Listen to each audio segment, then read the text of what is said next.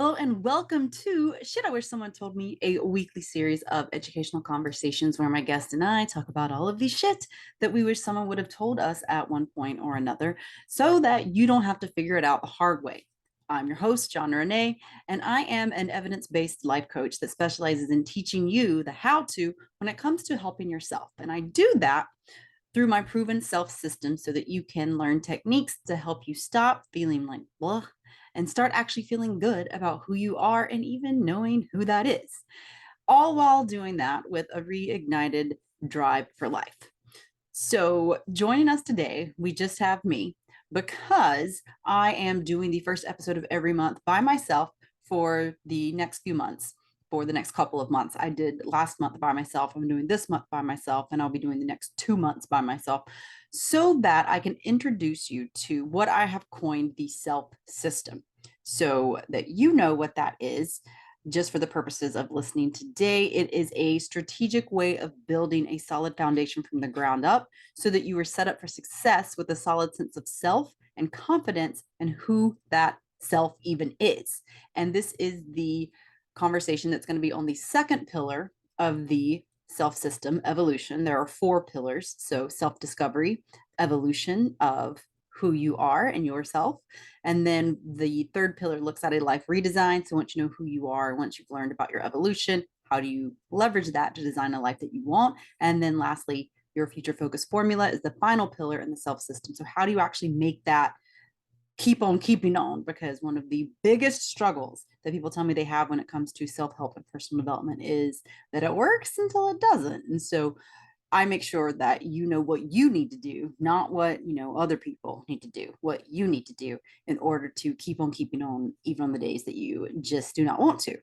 So last month, the first episode of the month was all about self-discovery. All the episodes that month were related to self-discovery. And this month, we are talking about evolution, and all of the conversations will be about evolution. And so, like I said, coming up, we have life redesign for the following month. And then in December, we're going to be talking about your future focus formula. But for today, like I said, we are talking all about the evolution of you. We're talking about what that even means, why it's important, and we're going to talk about how to do it. From there, I'm also going to give you a sneak peek just for listening, saying thank you into the episodes that we have coming up for this month because they are some good ones. And so I'll let you know about that.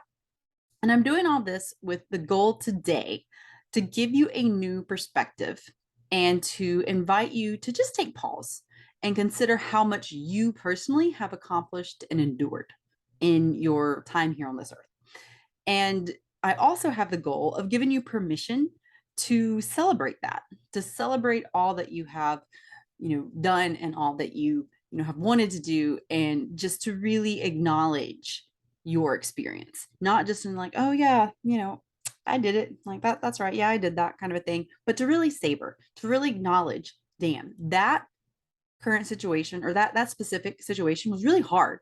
And I navigated that in a way that I'm really proud of, or that, it was really easy and, you navigated it in a way that you wish you would have enjoyed it more, right? Like whatever it is, this is your opportunity and your invitation to take that pulse. This is your permission to celebrate how you have accomplished it. And this is also an invitation for you to consider how to leverage your previous experiences, whatever they may be, to get you where you want to go. And so this is what I talk about when I say the system builds from the ground up, because after you have learned who it is that you are, your true sense of self, once you've discovered that, it's something where you move into this evolutionary phase where you start to actually take the time to consider and reflect on that so that you can acknowledge where it is that you are, how you got there, and that you can use that to get to where you want to be. And so as you listen today, I want you to just start making a highlight reel of the things that stand out to you as important things that you have either experienced and or overcome. So these can be, great, like monumental things that you really want to celebrate, that you're excited about, that really make you happy. And they can also be hardships that you made it through and that you are able to stand on the other side now and look back and be like, yeah, I did that and it was really tough. So that's what I want you to just kind of be thinking about as you listen to this. And as we move through this conversation here and now, and a couple of disclaimers before we dive into this conversation. And I want to mention that first and foremost, evolution is growth, right? So it's natural. Things change. Even if we aren't present to the fact that like they are changing and we, think that we have these constant anchors, and we personally feel like, people don't change, or that we're in this like state of, just being stagnant. Regardless, there's change, right? But you are in choice with what you do about it. You're in choice with whether or not you use that change and you leverage that change for your evolution, for your growth, for, the development of who you are into who you're going to become. And so it's important to note that. And this is something where I bring up the notion of, and the science of neural pathways. We all have these pathways in our brain that are the shortest distance between 2 points. And whenever we are moving through life, whenever we're moving through our habits, the more we do something, the more deeply that neural pathway will be dug, so to speak. And so when you think about this in terms of muscle memory, the more you do something, the more it becomes like second nature, right? Like whenever you could first walk, you had to, really focus on walking. You probably don't remember. I don't remember, but just saying, you had to really focus on it. But now you can walk and, do a ton of other things. You can walk and text on your phone. You can walk and talk. You can walk and chew gum. And so it's something that's really second nature. The same thing is true with our behaviors and our habits.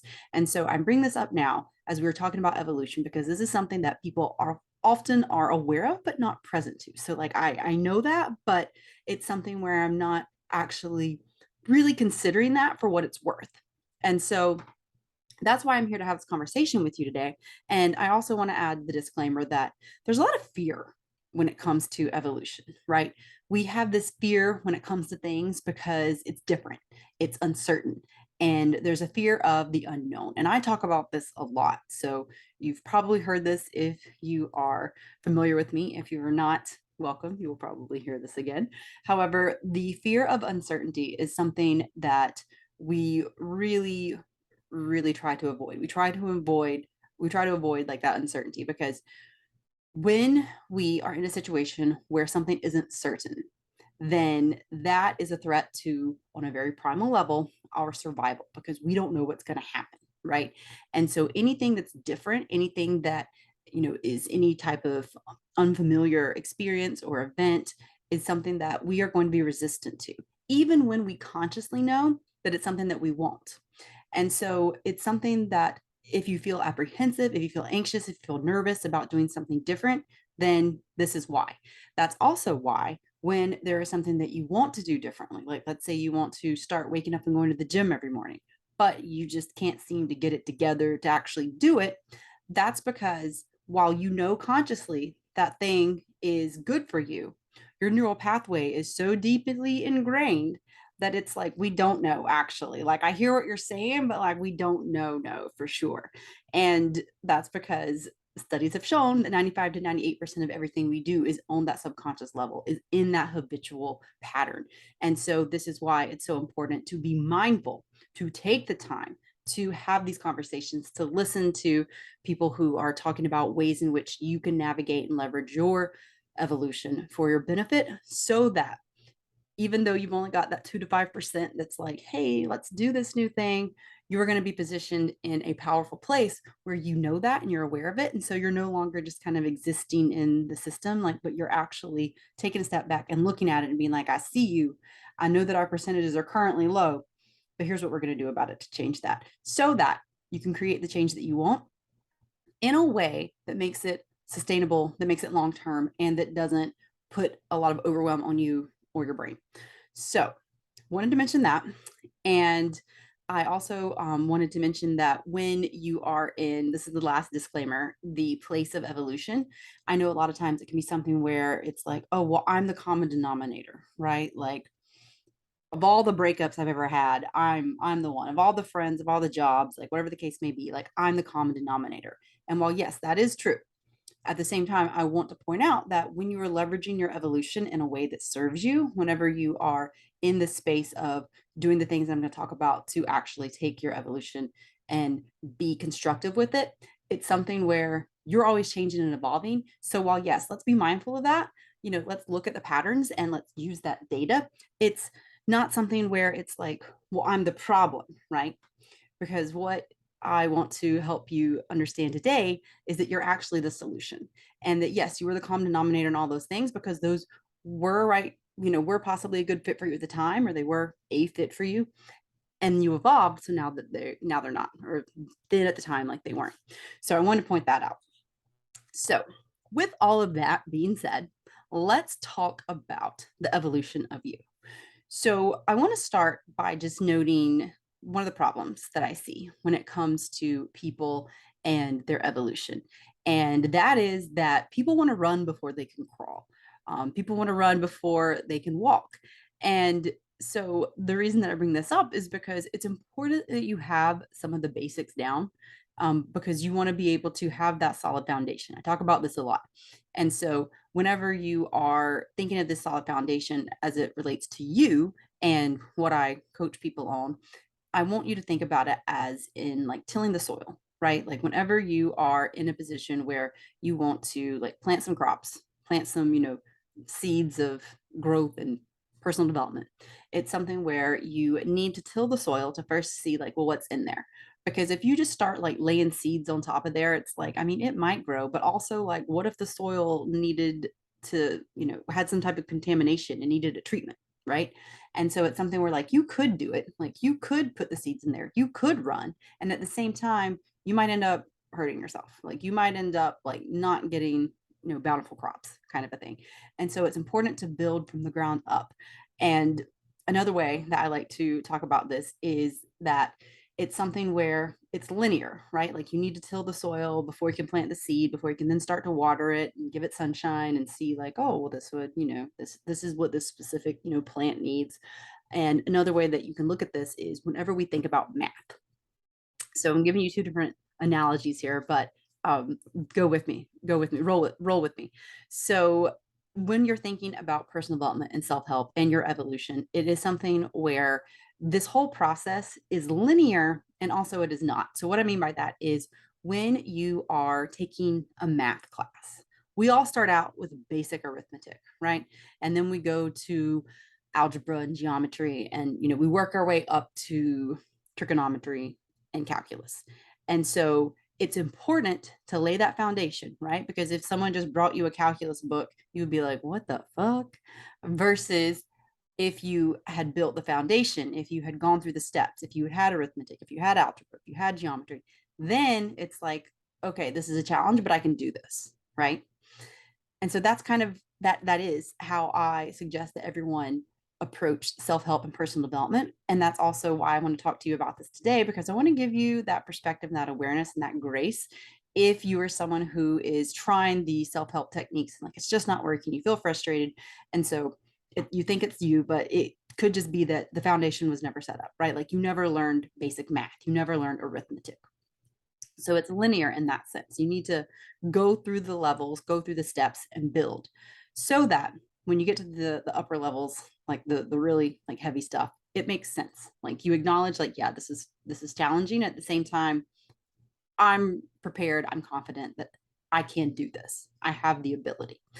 And the other thing I want to mention here is that while yes, like personal development, self-help is linear, it's also not, because there are going to be times that you need to go back and like work on other things. There are going to be times that you need to go back and refine things. So we take this to our math example. While yeah, sure, like you worked your way up from basic arithmetic all the way to calculus, that doesn't mean that you're never going to need to add and subtract again, right? And so in that sense, I invite you to think of the self-help and personal development as the same, right? Like just because you have, done so much and you've gotten so far and you've done so much work and it's been so great, doesn't mean that we're never going to have to go back to the basics, right? It's all just R&D, it's all just research and development. And sometimes in order to advance to that next level, we need to go back down and look at and refine some of the other things, like work on our math skills, right? So want to put that out there because I think that's important for everyone to know and to hear. And that's some shit that I wish someone told me. And if we want to apply this to, one of the things that people see, like when it comes to self-help and personal development, let's just take it to the example of cold showers. Like those are very popular. And at the same time, it's something where, you might just be like, no, that looks uncomfortable. I don't want to do it. Valid. At the same time, if you're someone who decides to try it, then if your first experience trying it hasn't built the foundation, so let's say you just hop in the shower and like crank it down to cold, then you could be in for quite a shock. And what that can actually do is potentially set you up for more harm than good, because then you're just never going to do it again because it was so uncomfortable.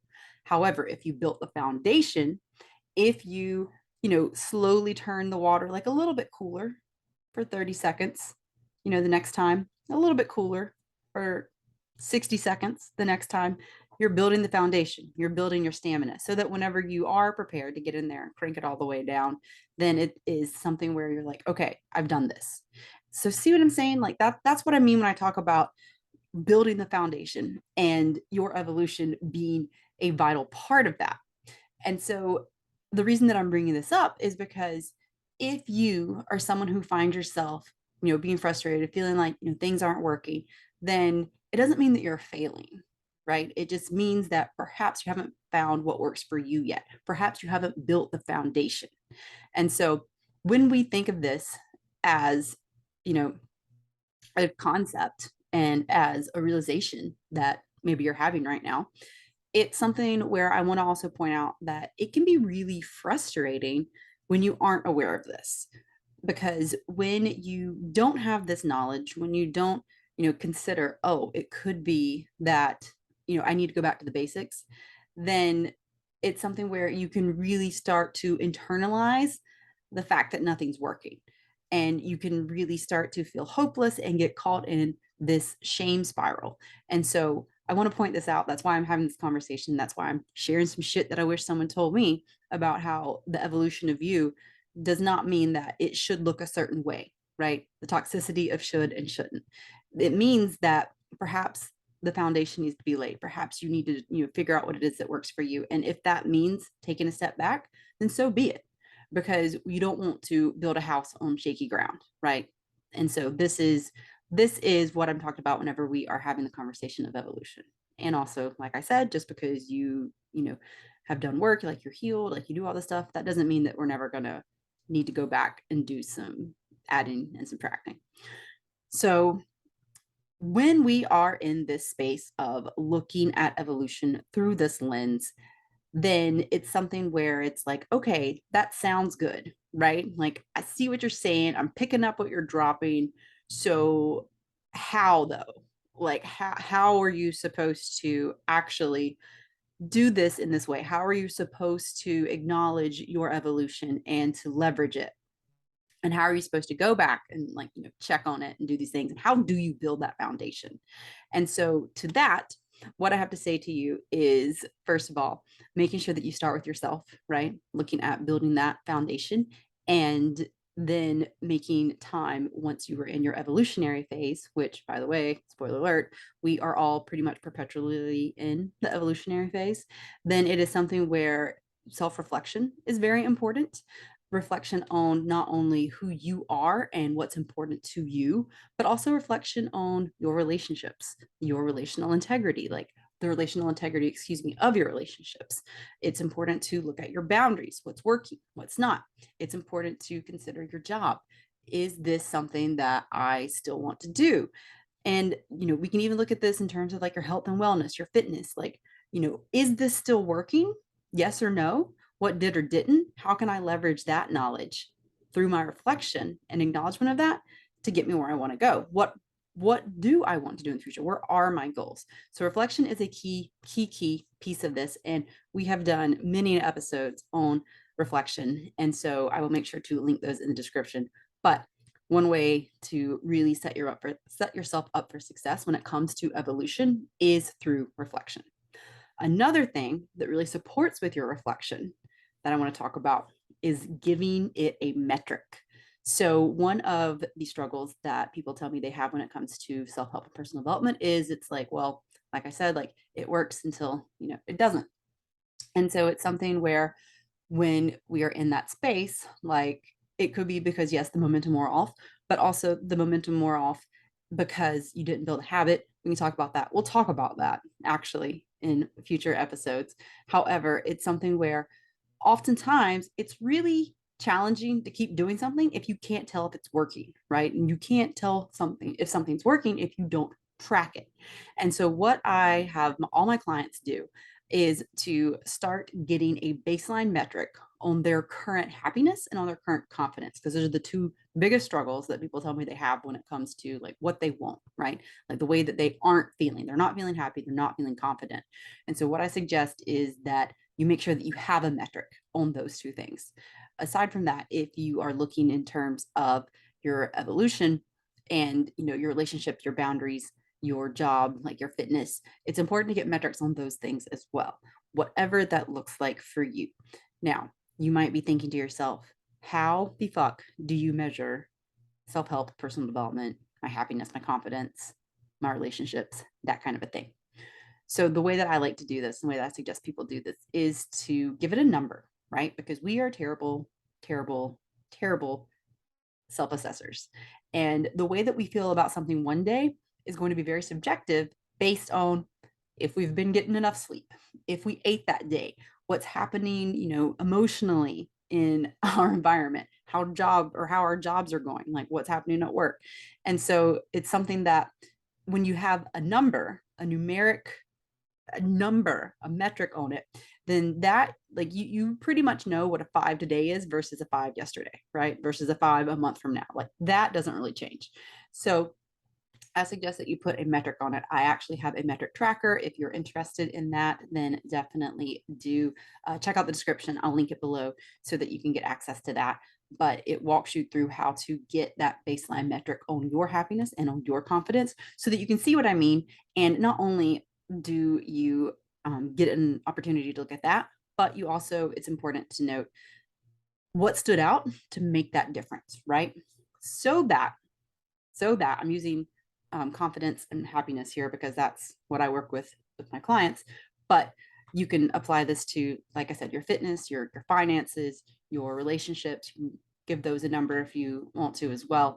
But it's important to not only acknowledge what that numeric rating is, but also to make sure that you are noting what stood out.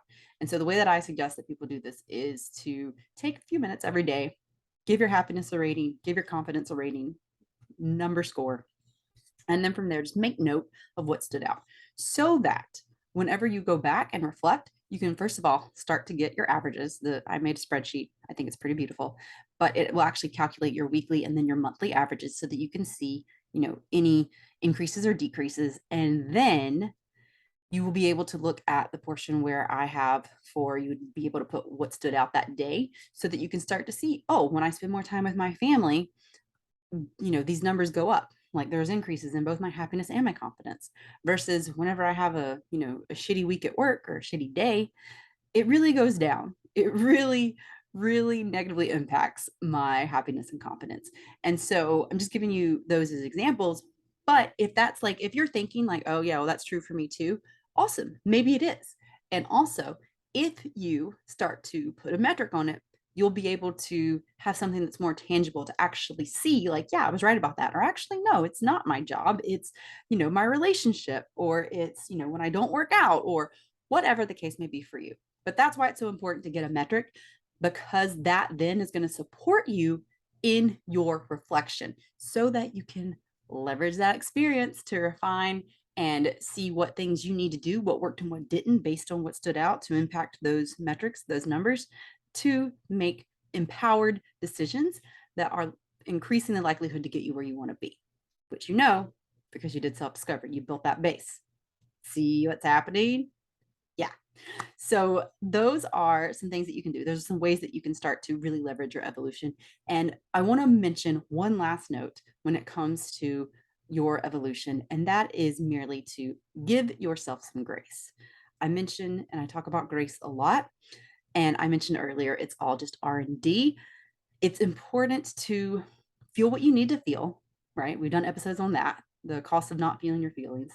And at the same time, it is something where, yes, acknowledge it, and also don't get caught in it, right?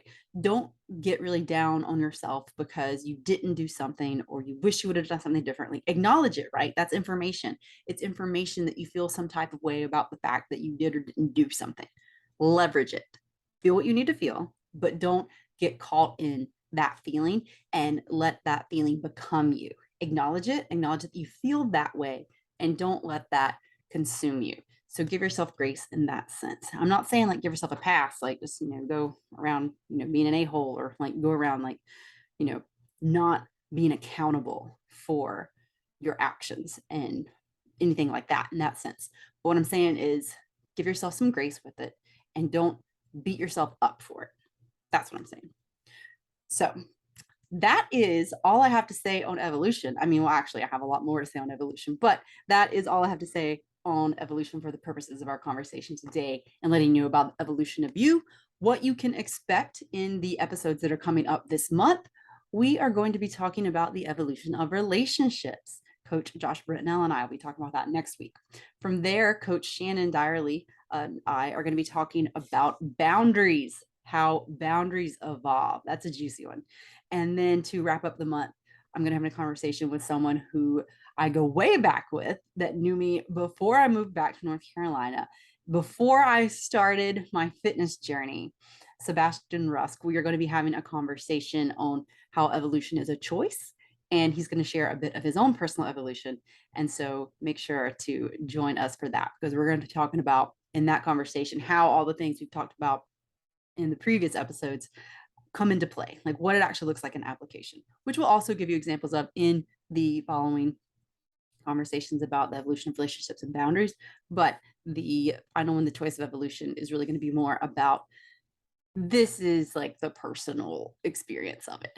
So what I have for you now, make sure that on Wednesday you hop over to my Instagram at Hey Johnna Renée, where I'm going to be asking poll questions in my Instagram stories, and where you can ask me any and all questions that you have about self-discovery.